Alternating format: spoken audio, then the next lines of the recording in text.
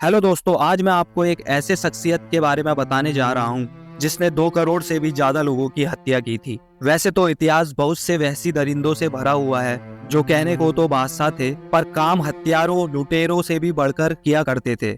उनमें से ही एक था तैमूर लंग, जो 14वीं शताब्दी का शासक था, जिसने तैमूरी राजवंश का निर्माण किया था। उसका राज्य पश्चिमी एशिया से लेकर मध्य एशिया होते हुए भारत तक फैला हुआ था। भारत में मुगल साम्राज्य का संस्थापक बाबर तैमूर का ही वंशज था। तो आज मैं आपको तैमूर लंग के बारे में बताने वाला हूँ। तैमूर का जन्म 6 अप्रैल 1336 में उज्बेकिस्तान के एक शहर सब्ज में हुआ था। तैमूर के पिता ने इस्लाम कबूल कर लिया था और तैमूर भी इस्लाम का कट्टर अनुयायी था। परिवार की गरीबी के चक्कर से तैमूर ने बचपन से ही छोटी मोटी चोरियां शुरू कर दी थी। धीरे धीरे उसकी एक टोली बनी और वह टोली का सरदार बन गया। सरदार बनने के बाद उसने बड़ी बड़ी लूटपाटों को अंजाम दिया और धीरे धीरे वह खूंखार लुटेरा बन गया। सन 1369 में समरकंद के मुगल शासक के मर जाने पर तैमूर ने बिना वक्त गवाए उसकी गद्दी पर कब्जा कर लिया। तैमूर मंगोलिया विजेता चंगेज खान से बहुत प्रेरित था। वह चंगेज खान की तरह ही अपनी शक्ति से पूरे संसार को धूल में रौंदना चाहता था। और तो और वह चंगेज खान के वंशज होने का दावा भी करता था, लेकिन असल में वह तुर्क था। तैमूर नाम का मतलब होता है लोहा या फौलाद, और लंग उसके नाम में इसलिए लगाया गया क्योंकि किसी जंग में उसने अपना एक पैर गंवा दिया था। तैमूर ने सबसे पहले इराक की राजधानी बगदाद पर हमला बोला और उसने वहां कई हजार लोगों का कत्ल कर उनकी खोपड़ियों के ढेर लगा दिए। फिर उसने एक के बाद एक कई सुंदर राज्यों को खंडर में तब्दील कर दिया। कटे हुए सरों के बड़े बड़े ढेर लगाने में उसको काफी मजा आता था। उसने कई देशों में लूटपाट के दौरान ना ही सिर्फ धन दौलत जमा की, बल्कि लूटे हुए राज्यों की स्त्रियों का भी शोषण किया। और तो और उसने काफी बड़ी फौज भी तैयार कर ली थी। तैमूर बहुत ही तेज दिमाग का था और काफी निडर भी था, जिसके चलते सिपाही उसकी बहुत इज्जत किया करते थे। वह हर जंग में सबसे पहले खड़ा हो जाता था और यह बात सिपाहियों के दिल में जोश भर देती थी। कई राज्यों को जीतने के बाद उसने भारत पे आक्रमण करने की योजना बनाई। उसने भारत के धन दौलत के बारे में बहुत कुछ सुन रखा था, अतः वह भारत पे आक्रमण करने के लिए आतुर था। शुरू में तो तैमूर के सेनापति भारत में आक्रमण करने के लिए तैयार नहीं थे, पर जब उसने इस्लाम धर्म के प्रचार के लिए भारत में हिंदू धर्म के खिलाफ युद्ध करने के लिए अपना उद्देश्य घोषित किया, तो उसके सेनापति भारत पे युद्ध करने के लिए तैयार हो गए। भारत हमले की पूरी जानकारी उसकी जीवनी तुजुक तैमूरी में मिलती है। जीवनी की शुरुआत वह कुरान की आयत से शुरू करता है कि ए पैगंबरों, काफिरों और विश्वास न लाने वालों से युद्ध करो और उन पर शक्ति बरसाओ। भारत पर युद्ध करने के संदर्भ में वो लिखता है, हिंदुस्तान पर आक्रमण करने का मेरा ध्येय काफिर हिंदुओं के विरुद्ध धार्मिक युद्ध करना है।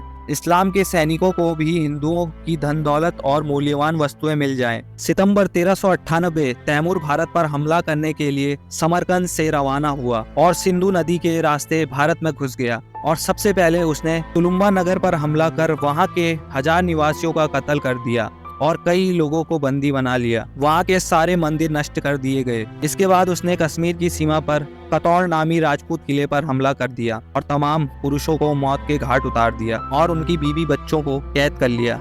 और कत्ल किए हुए पुरुषों के सर की उसने कई सारे मीनारें बनवाई। इस बारे में तैमूर ने अपनी जीवनी में ये लिखा है कि थोड़े ही समय में दुर्ग के तमाम लोग तलवार की घाट उतार दिए गए। घंटे भर में 10,000 लोगों के सर काट दिए गए। इस्लाम की तलवार ने काफिरों के रक्त में स्नान किया। उनके सारो सामान, खजाना और अनाजों को भी जो सालों से दुर्ग में इकट्ठा किया गया था, मेरे सिपाहियों ने लूट लिया, मकानों में आग लगाकर राख कर दिया।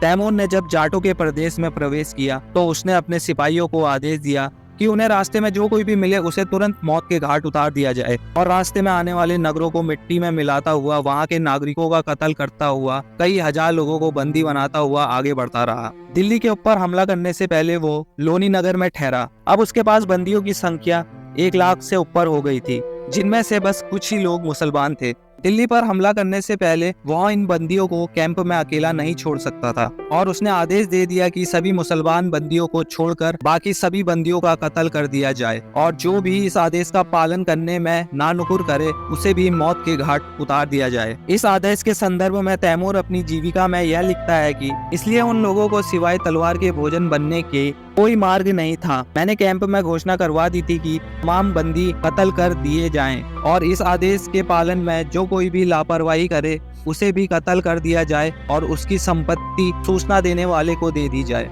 जब इस्लाम के गाजिया को यह सूचना मिली, उसने अपनी तलवारें सूत ली और अपने बंदियों को कत्ल कर दिया। उस दिन 1 लाख अपवित्र मूर्तियां पूजक काफिर कत्ल कर दिए गए। दिल्ली में उस समय तुगलक सुल्तान मोहम्मद का राज था। वह एक अयोग्य शासक था। उसने अपनी 40,000 पैदल सेना, 10,000 घुड़सवार सेना और 120 हाथियों से तैमूर का सामना किया, पर बुरी तरीके से हार गया और युद्ध में मैदान से ही भाग गया। सुल्तान को हराने के बाद जब तैमूर दिल्ली पहुंचा तो उसने 4-5 दिन शहरों को अच्छे से लूटा और बेरहमी से वहां के निवासियों का कत्ल कर दिया और वहां की औरतों को गुलाम बना लिया और जीवन भर उनका बलात्कार किया। उसकी इच्छा भारत में रहकर राज करने की नहीं थी, इसलिए वह 15 दिन दिल्ली में रहकर अपने राज्य की राजधानी समरकंद की ओर वापस चला गया। भारत की ओर लौटते समय उसने मेरठ, हरिद्वार, पंजाब और जम्मू के क्षेत्रों को बुरी तरीके से लूटा और बेहिसाब लोगों को मार दिया। भारत में लगभग 6 महीने रहने के बाद वह 19 मार्च 1399 को सिंधु नदी पार करके भारत से चला गया।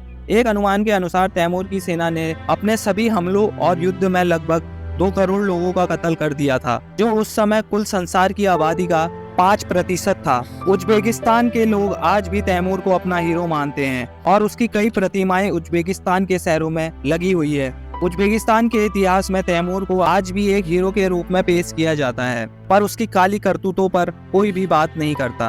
तैमूर की मौत सन 1405 में उस समय हुई जब वह चीन पर हमला करने के लिए जा रहा था। मृत्यु के पश्चात उसे समरकंद में दफना दिया गया, जहां आज उसका एक मकबरा बना हुआ है। सन 1941 में रूस के पुरातत्वविदों ने तैमूर के मकबरे की खुदाई कर उसके कंकाल का अध्ययन किया और पाया कि उसके कूल्हे की हड्डी टूटी हुई थी और दाहिने हाथ की 2 उंगलियां भी गायब थी और उसके कंकाल से ये भी पता चला कि उसकी लंबाई 5 फुट 9 इंच थी। तो दोस्तों, ये थी तैमूर लंग से जुड़ी कुछ भयंकर बातें। तो होप करता हूँ कि आपको वीडियो अच्छी लगी होगी। तो अगर आप चैनल पे नए हैं तो चैनल को सब्सक्राइब कर दीजिए, वीडियो को लाइक कर दीजिए। Thank you for watching the video guys. Bye bye.